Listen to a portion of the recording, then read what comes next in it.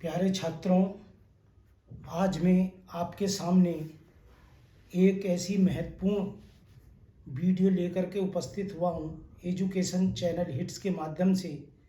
जो सब्जेक्ट आज मैंने उठाया है वो TGT, PGT, UGC, net, JRF और अन्य जो परीक्षाएं हैं जिसमें हिस्ट्री के संबंध में पूछा जाता है, तो आज उससे संबंधित एक महत्वपूर्ण विषय आपके सामने लेकर उपस्थित हुआ हूँ। और आज का सब्जेक्ट है हमारा बाबर। जैसा कि आप जानते हैं, बाबर के बारे में आपने काफ़ी कुछ पढ़ा है, सुना है, समझा है, लेकिन ऐसे स्टूडेंट हैं जो केवल थोड़ा बहुत उन्होंने रट लिया है और वो मुग़ल काल का जो इतिहास है उसे पूरी तरीके से आत्मसार नहीं कर पाए। और एक कोई भी परीक्षा देने के लिए हमें वो चीज़ रटी हुई नहीं होनी चाहिए, बिल्कुल कंठस्थ याद होनी चाहिए, ताकि हम जो उस विषय पर कुछ भी बात लिख सके, उसका क्रमागत इतिहास को लिख सके। तो उसी को प्रयास को करने के लिए मैं आपके सामने उपस्थित हुआ हूँ। और आज का जो विषय है वो बाबर, मुग़ल। जैसे कि आप जानते हो कि मुग़ल काल का जो संस्थापक था वो बाबर था। और बाबर जो था उसकी जो वंशज थे, उसकी माता और पिता दोनों ही महान शासक के उसके वंशज थे, उसकी माता जी भी और पिताजी भी।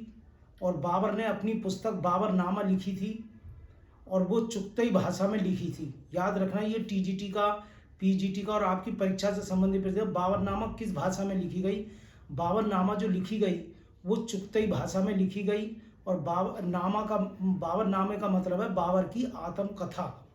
ये भी महत्वपूर्ण है, आत्मकथा वो लिखी गई, पूरा वर्णन करा। तो उसके विषय में उसने अपनी एक एक बात, एक एक दिन की तिथि, विद तारीख उसने लिखी बाबरनामे में। और मुग़ल काल में एक बहुत बड़ा हमें विशेषता मिलती है कि उसमें जितने भी लोग थे वो अपनी, जैसे आज के टाइम में ना वीडियो वगैरह बनती है, उस समय सब पुस्तकों को लिखते थे, अपनी रोजाना की डायरी, दिन प्रतिदिन का सारा वर्णन उनमें लिखा जाता था। तो वो आज हमारे लिए बहुत ही महत्वपूर्ण सिद्ध हो रहा है। तो उसी बाबर के बारे में मैं आपको पढ़ा रहा हूँ। बाबर का जो जन्म हुआ था 14 फरवरी 1448 में फरगान में हुआ था। और मृत्यु जो हुई उनकी 24 दिसंबर 1530 में, देखो, आगरे में हुई। आगरे के अंदर उनकी मृत्यु हुई, ये बहुत इंपॉर्टेंट है। उनकी जो याद रखो, बाबर की जो मृत्यु हुई वो आगरे में हुई। और उन्होंने जो पुस्तक लिखी थी बाबरनामा, जो चुगताई भाषा में लिखी गई थी। अब बाबरनामा का क्या मतलब है? बाबरनामे का मतलब है बाबर की आत्मकथा। बाबर की आत्मकथा है। और उनका जो पुस्तक थी वो चुगताई भाषा में लिखी। और उनका जो फारसी अनुवाद करा, फारसी में जो अनुवाद करा वो करा ईरान के बैरम खां के पुत्र खान खाना ने। याद रखना, फारसी में जो अनुवाद करा खान खाना ने करा। और जो ये किसने करवाया, ये जो अनुवाद करवाया ये अकबर ने करवाया। अपने बाबा की पुस्तक, दादा की पुस्तक जो थी बाबरनामा, उसकी फारसी में अनुवाद अकबर ने कह करके बैरम खां का जो पुत्र था उस खान खाना अब्दुल रहीम से उस पुस्तक का फारसी में अनुवाद करवा दिया। तो आज वो पुस्तक हमारे सामने भली प्रकार से उपलब्ध है, जो की तो जो लिखी। और बाबर जब पुस्तक लिखता था तब डेली बाबर को पुस्तक लिखने का इतना शौक था कि युद्ध के बाद भी, जैसे शाम को युद्ध खत्म हो गया उसके बाद बैठ करके एक जगह रात में भी वो अपनी किताब लिखता था, पूरे दिन की घटना। तो इसकी जो बाबरनामा की पूरी प्रतिलिपि इन्हें लिखी वो आज उपलब्ध है, लेकिन बीच में कुछ पेज गायब है। वो गायब क्यों हुए? उसने खुद लिखा कि मेरे रात एक ऐसा तूफान आया, बारिश और तूफान अचानक आया, मेरे काफ़ी पेज बीच में से उड़ गए और मुझे बड़ी दिक्कत, दिमाग टेंशन हो रहा है, मेरे इतने पेज उड़ गए, इतनी मेरी मेहनत बेकार चली गई। पर लेकिन जब मुझे समय मिलेगा तो मैं उन पेजों को जो मेरे उड़ गए उनको दोबारा से लिखूंगा। हालांकि कुछ मेरे सिपाही भाग करके उन पेजों को उठा करके ले आए, उन्होंने रात भर उन पेजों को सुखाया भी, जो बारिश में भीग गए, लेकिन वो इतने बेकार हो चुके थे। आज भी जो पेज वो जो थे, जो पानी बारिश हो गई थी, वो पेज आज भी लंदन में बाबरनामा सुरक्षित रखी हुई है। और वो पेज बिल्कुल बेकार ऐसे हो गए जिनको पढ़ पाना बड़ा मुश्किल है।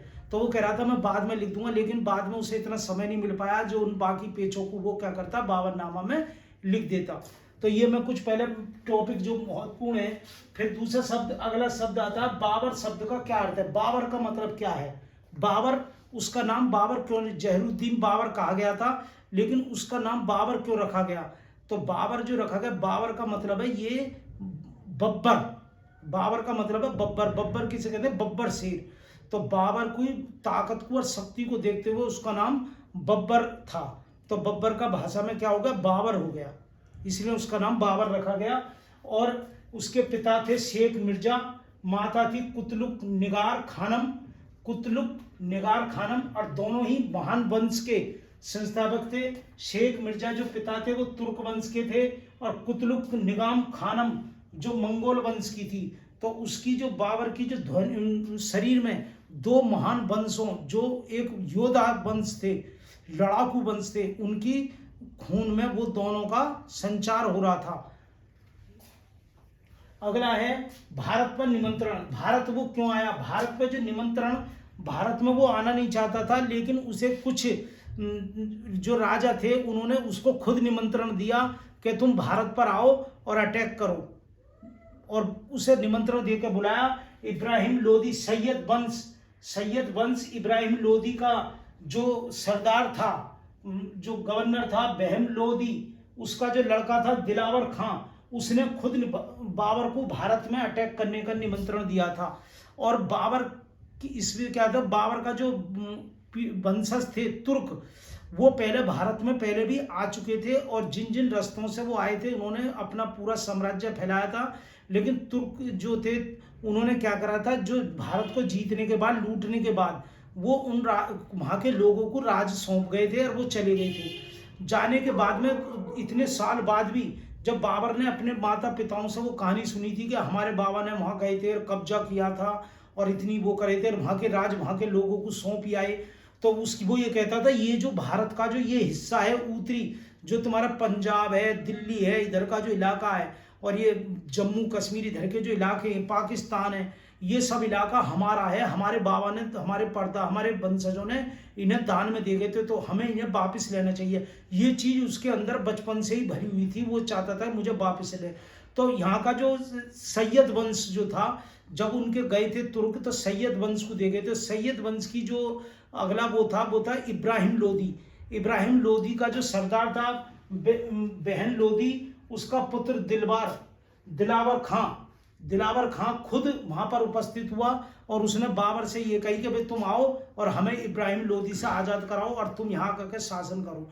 तो जो उधर जो वो हुआ था फरगान में, फरगान की तरफ जो बहुत ज़्यादा बढ़िया इतना वातावरण नहीं था, जब वो इधर की तरफ आया तो इधर हरियाले पेड़ वृक्ष और नदियाँ, पेड़ों फलों से लदे हुए वृक्ष देखे तो उसका मन यहीं की तरफ रम गया। हालांकि उधर भी तरबूज की, बादाम वगैरह की काफ़ी खेती होती थी, कुछ मौसम बहुत अच्छे होते थे, लेकिन कुछ उसने बाबरनामा में खुद लिखी है।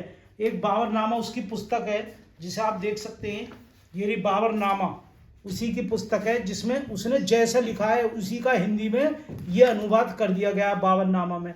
तो इसमें उसने खुद लिखा है कि भाई वहाँ बहुत अच्छे बादामों की खेती होती है, तरबूज की खेती होती है, लेकिन बीच में कुछ मौसम ऐसे होते हैं कि वो बहुत ज़्यादा दिक्कत हो जाती है, और वहाँ पे मलेरिया बहुत फैलता है। उस समय पर मलेरिया फैल जाता है। क्यों मलेरिया यूँ फैलता है?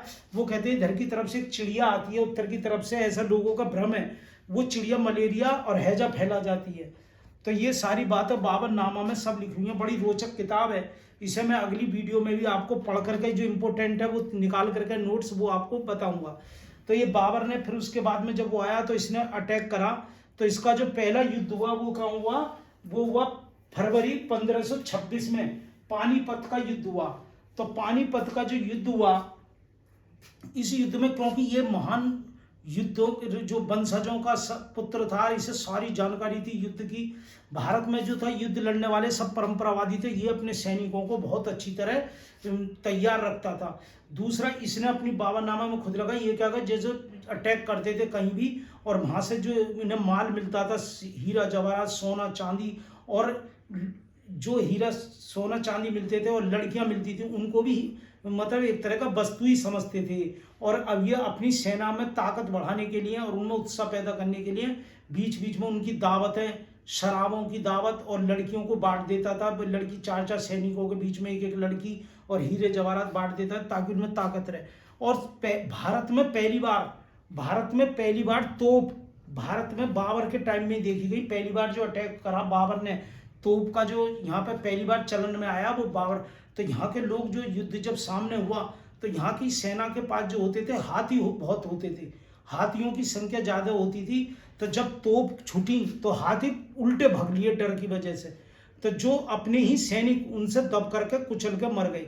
और इस तरीके से इसे हारती हुई बाजी को ये जीत गया उन तोपों की वजह से। और इसने पानीपत का युद्ध जीत करके दिल्ली पर अटैक कर लिया, कब्जे में ले लिया दिल्ली को। दिल्ली में कब्जे में करने के बाद इसने तुरंत ही अपने पुत्र हुमायूं, इसके युद्ध में, पानीपत के युद्ध में हुमायूं जो इसका लड़का था वो भी इसके साथ में था।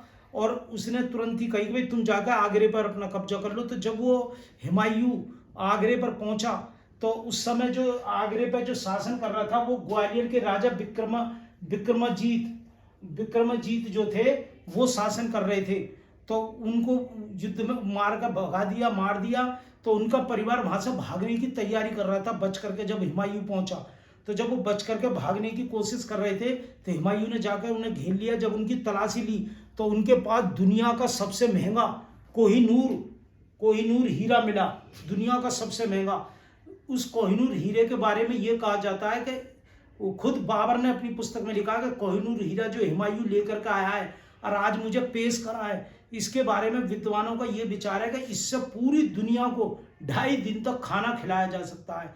2.5 दिन तक खाने का मतलब ये नहीं कि कचौड़ी सब्जी, अगर तुम्हारा मन मटर पनीर को और दम आलू को और रबड़ी को और रसगुल्ले को कर रहा है और तुम्हारी मम्मी का मन कर रहा है उसको क्या कहते रबड़ी को और क्या कहते और सब्जियों को, तो उनको वो सब्जी मिलेगी, उनको वो सब्जी। अगर इस तरह का मन माफिक खाना उसको मिले तो 2.5 दिन तक पूरी दुनिया, भारत, चीन, जापान, इंग्लैंड, अमेरिका, फ्रांस, सारे लोगों को मिला करके अगर खाना खिला दो तो तब हीरे की कोहिनूर की कीमत पूरी हो पाएगी।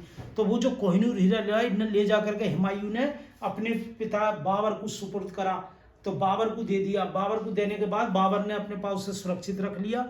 तो और बाद में जो इनके ग्वालियर के राजा विक्रमादित्य थे उनकी जो मदर वगैरह थी वो उन पर तरस आ करके उनको भाई आगरे के पास में 7 गांव दे दिए कि भाई तुम इसमें रहो आराम से, और महल से बाहर कर दिया उन्हें, बस तुम यहाँ रहो, नौकर चाकर रखो। और 7,000 रुपये उस समय पर 7,000 रुपये महीना उनकी पेंशन बांध दी। 7,000 रुपये महीने का मतलब आप समझ रहे हो कितना हो गया।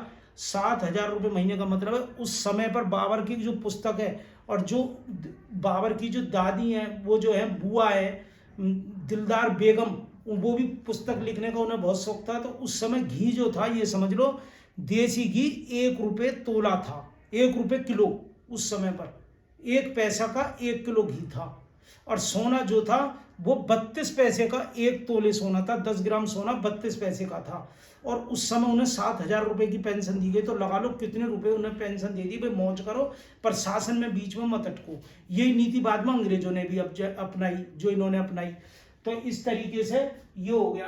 ये पानीपत का युद्ध याद रखना, फरवरी 1526 को पानीपत के मैदान को जीत करके दिल्ली पर अपना कब्जा कर लिया।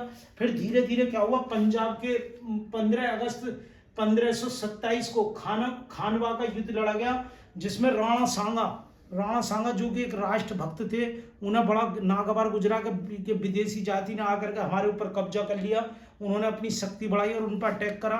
और उनसे भी वही गलती हुई जो गलती पहले पानीपत के युद्ध में हो चुकी थी। उनके भी हाथियों में जब पहली बार तोप की आवाज़ सुनी तो वहाँ के सिपाही और हाथी एकदम घबरा गए और वो वापस भाग लिए। और वो भी राणा सांगा भी खानवा का युद्ध 15 अगस्त 1527 में लड़ा गया, वो भी इस युद्ध को हार गए।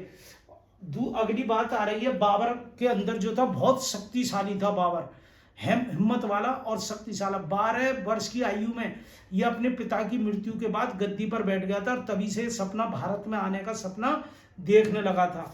और रही से कसर जो हमारे इब्राहिम लोदी के जो दिलावर थे, इन्होंने कसर पूरी कर दी उन्हें निमंत्रण दे करके।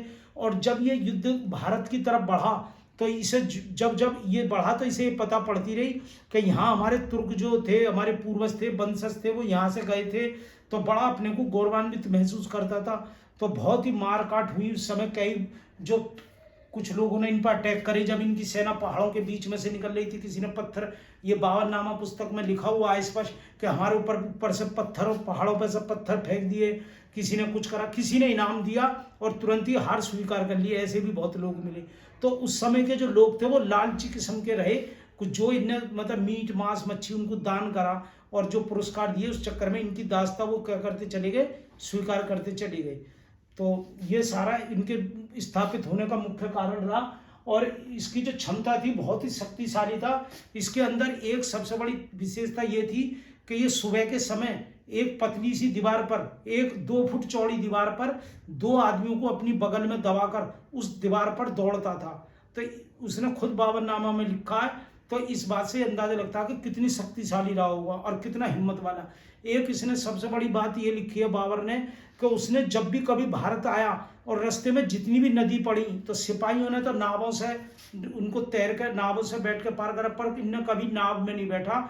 हमेशा चाहे कितनी बड़ी नदी पड़ी, इनने तैर करके पार करा। और ऐसी ऐसी नदी आई जिसे 6-6 घंटे पाला, जिसमें जिंदगी और मौत का सवाल था, मृत्यु भी हो सकती थी, डूब भी सकता था, एक आदमी कब तक हाथ चलाएगा। तो वो सारी नदियां इनने तैर करके पार करी। इतना शक्तिशाली और बलिष्ठ था और हिम्मत वाला था।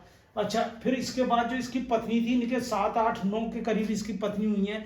इनने बाबरनामा में अपनी पत्नियों का नाम लिखा है, 9 पत्नी हुई और उन सब का इन्हें अपना जिक्र करा है। उनसे जो बच्चे हुए, इनके जो इसने सबसे पहले जो था ये सुन्नी धर्म अपनाया। मुसलमानों में 2 धर्म होते हैं, एक शिया और एक सुन्नी।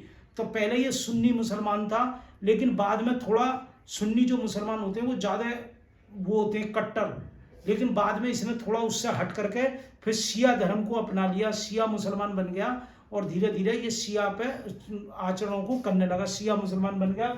और इसके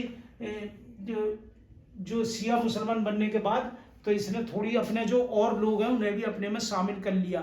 फिर उसके बाद ये धीरे धीरे इसी तरीके से भारत पर इन्हें कब्जा कर लिया। और फिर ये जब लास्ट टाइम में, ये कहने का मतलब ये 1530 में इसकी मृत्यु हुई, उससे 1 साल पहले ये कई युद्ध लड़ने के बाद बीमार सा रहने लगा और बहुत ज्यादा इसको बीमार रहने लगा। और हुमायूं जो था, हुमायूं को बाद में जब हुमायूं को कहीं भेजा हुआ था, हुमायूं को पता पड़ा कि वहाँ के जो सरदार है, पिताजी की स्थिति खराब चल रही है, बीमार चल रहे हैं, और वहाँ के जो सरदार हैं वो हुमायूं बाबर के सामने ही उसके दामाद को राजा बनाना चाहते हैं दिल्ली का, भारत का। तो वो वहाँ से छोड़ करके दिल्ली आ गया और आगरा आ गया। आगरा आने के बाद लंबी यात्रा करने के बाद हुमायूं की क्या हुई, तबीयत खराब हो गई। और तबीयत इतनी ज़्यादा खराब हो गई कि उसे बहुत दवाएं, बहुत हकीमों से दवाएं, वैद्यों से, पंडितों से, ज्योतिषों से, मौलवियों से दवा इलाज सब जो भी उस समय साधन थे सारे कराए गए, लेकिन उसको कोई फायदा नहीं हुआ। फिर लास्ट में हुमायूं ने, बाबर ने अपने पुत्र के चारों तरफ 3 चक्कर लगाए और अल्लाह से दुआ करी, अल्लाह मेरे पुत्र की रक्षा कर और इसकी जगह तू मुझे ले ली, मुझे उठा ली। और लास्ट में यही हुआ। वो बाद में उसमें लिखा है उसने कि बाद में उसकी 1 साल के अंदर ही उसकी मृत्यु हो गई और वो बिल्कुल पूरी तरीके से सही हो गया। मरने से पहले उसने अपने पुत्र हुमायूं को ये कहा कि भाई तेरे जो बाकी 3 भाई हैं, कमरान, अस्करी और हिंदाल, इनकी पूरी रक्षा करना, इनके पूरे हक अदा करना, पूरे हक देना। तो जब इनके सैनिकों का युद्ध खानवा में राणा सांगा से हो रहा था और इनकी सेना बुरी तरीके से लड़ चुकी थी और थक गई थी और युद्ध करने की हिम्मत उनके अंदर नहीं रही थी, तो इसने एक भाषण दिया था बाबर ने, जो बहुत ही रोचक तरीके का रहा है। तो उस भाषण में उसने कहा था, हे मेरे अमीर सैनिकों, जो व्यक्ति संसार में आता है उसका अंत निश्चित होता है। हम सब की मृत्यु होगी, सिर्फ एक खुदा ही शेष रहेगा। जो लोग जीवन का आनंद लेते हैं उनकी मृत्यु से भयभीत नहीं होना चाहिए। जो इस नश्वर संसार में आता है उसको इस दुख संसार से एक ना एक दिन अवश्य जाना होता है। इस संसार से हर किसी को जाना ही है, तो सोचना चाहिए कि गौरव के साथ मृत्यु को आलिंगन कर अपमान के साथ जीवित रहने से कहीं हितकर है। मेरी हार्दिक इच्छा है मेरी मृत्यु सम्मान के साथ हो, मुझे गौरव प्राप्त हो। खुदा का शुक्र है इस युद्ध में हम लोग यदि मृत्यु को प्राप्त होंगे तो शहीद कहलाएंगे, और अगर जीवित बचे तो गाजी बनकर इस संसार की सारी सुख सुविधाएं, धन दौलत और स्त्रियों पर राज करेंगे। ये इसने जब ये भाषण दिया, भाषण देते सारे सैनिकों में उत्साह आ गया, और वो खानवा का युद्ध लड़ने के लिए राणा सांगा के सामने जो अच्छे अच्छे सैनिक खड़े नहीं हो पाते थे, इसके भाषण से उनमें इतनी शक्ति पैदा हो गई, और वो राणा सांगा के सामने युद्ध में जाकर डट गए और युद्ध को इन्होंने जीत लिया। तो ये सबसे रहा, और इसके पुत्र ये रहे, और इसकी जो भाषण ने पूरे युद्ध को कमाल कर दिया। और कोहिनूर हीरा जो था वो इसे ले लिया, और बाद में वो कोहिनूर हीरा जब अंग्रेज आए, वो अंग्रेजों ने उससे मुगलों से छीन लिया। और आज वो तुम्हें पता ही है, विक्टोरिया जब रानी भारत में आई तो वो इस हीरे को ले गई उनके मुकुट में।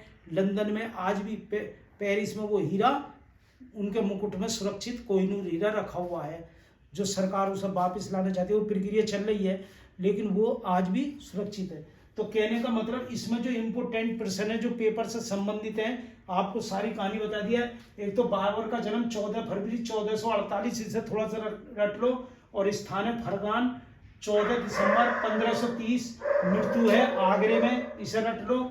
और इनने जो बाबर ने अपनी पुस्तक लिखी बाबरनामा, जिसे आत्मकथा कहते हैं, चुगताई वंश का है। अच्छा, फारसी में अनुवाद करा ईरान के बैरम खां के पुत्र खानम खाना अब्दुल रहीम ने। बाबर का शाब्दिक अर्थ है बब्बर शेर, और पिता है शेख मिर्जा, माता है कुतलुका निगार खानम, और वंश है तुर्क, माता का वंश है मंगोल। भारत पर निमंत्रण सैयद वंश के इब्राहिम लोदी के सरदार बहरम लोदी और उसके पुत्र दिलावर ने इसे न्योता दिया भारत माने का। और एक इम्पोर्टेंट है फरवरी 1526 में पानीपत का युद्ध, 15 अगस्त 1527 में खानवा का युद्ध राणा सांगा में हुआ। और एक इम्पोर्टेंट है इसका कोहिनूर हीरा प्राप्त करना, और इसके पुत्र इम्पोर्टेंट है हुमायूं, कमरान, अस्करी और हिंदाल। ये सारी बातें हैं और ये इम्पोर्टेंट है। अगर इससे संबंधित अब आप अगली वीडियो देखना चाहते हैं तो इस चैनल को सब्सक्राइब करें, बेल आइकन दबाएं, लाइक करें, शेयर करें। और इसके बाद जो अगली जो वीडियो होगी आपकी वो हुमायूं के ऊपर होगी, और फिर सारे मुगल इतिहास को पूरे तरीके से पढ़ाऊंगा। और ये जो इतिहास में पढ़ा रहा हूँ ये सभी पेपरों में जनरल नॉलेज में होना जरूरी है। धन्यवाद।